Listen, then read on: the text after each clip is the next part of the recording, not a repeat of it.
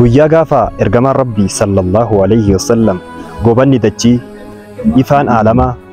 ifaan addunyaa gootuu kan addunyaa dukkana kufriitii fi dukkana shirkiitiin haguugamtee turte ifnana tawxiidaatii fi ifnana islaamummaatti baase gaafa gara ganda akiraa deeman sahaabonni hedduu rifatanii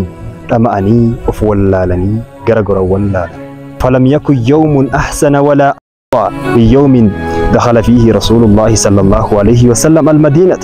ويان توكو هنتاني أكان الربريدة في الرئيفة وياغا فرسول صلى الله عليه وسلم كيسا مدينة قالني سنر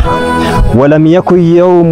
أظلم ولا أقبح من يوم مات فيه رسول الله صلى الله عليه وسلم ويان توكو هنتاني أكان الردقنايا في الرحمة